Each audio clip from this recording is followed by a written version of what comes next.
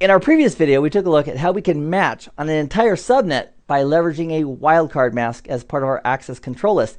In this video, I'd like to pick up where that one left off by taking our plan for blocking all the traffic from the 10.16.0 network and implementing it and verifying it on our router in the lab. Let's take a look at our plan, and then we'll go right to the CLI. So here's our plan. We want this entire network, the 10.16.0 network, to be denied if that traffic is trying to enter here on gig 00. So that includes all the PCs on that subnet.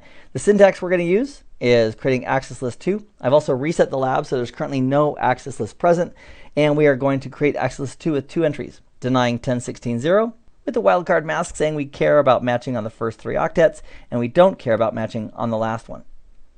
And then our second entry says we want to permit everything else that didn't get matched in this first entry.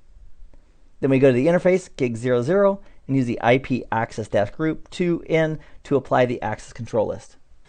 So in the lab, let's have some fun with this. Let's go to our client PC. Let's open up a command prompt on that client PC.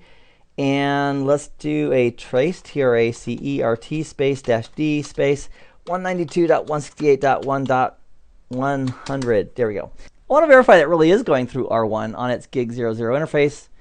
And this hop right there confirms that indeed it is.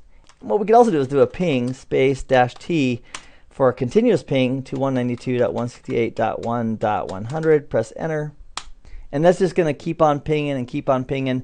And then once we create and apply the access control list, those pings are no longer going to be successful. So let's go back to our management computer, which is DCNUG.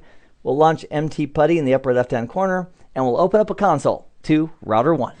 And as good practice would have us do, we'll do a show access list just to verify what access lists we currently have on the system. So there aren't any. So the fact that there's no access control list configured on this router also means there's no active access control list applied to the gig 00 interface. But if we wanted to verify that, we do a show IP interface for gig 00, and that would confirm it right here. So in the output of this show IP interface gig 00, we have no outbound or inbound access control list currently set.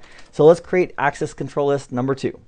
So we'll go into configuration mode, access list 2 space, and we want to deny space, and we are denying 10.16.0.0, and we are going to use a wildcard mask right here. Woohoo!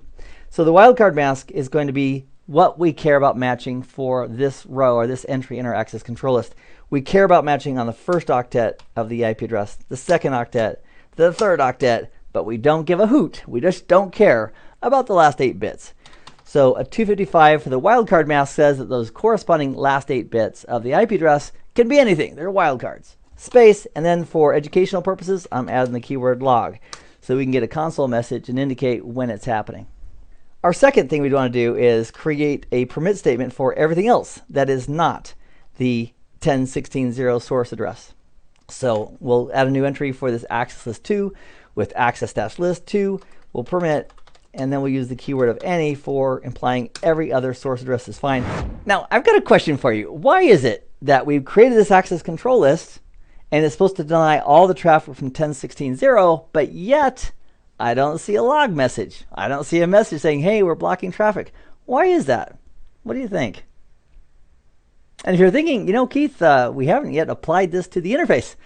And you know what? You'd be right. Let's do that next. Let's take this access control list, access list 2, and we'll apply it inbound on the gig 00 interface on R1. So we'll hop over to interface gig 0/0. And in interface configuration mode, we'll use the command IP access group. We'll use the group number 2 and the keyword of in to apply this inbound.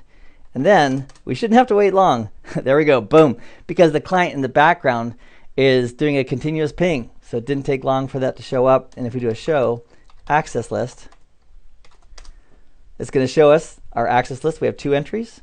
We have 14 matches on the deny, and we have 1 match on the permit. And if we go back to our client machine, we are now having a whole bunch of unfun because the access control list is denying all traffic with a source IP address coming from the 10.16.0 network space. So I'm going to reset the lab in preparation for our next video where we'll answer the question, what if we have like a 21-bit network or a 27-bit network? How do we do a wildcard mask to represent that? And we'll answer that in the next video and hands-on lab. So I'll see you there in just a moment. Meanwhile, I hope this has been informative for you. and I'd like to thank you for viewing.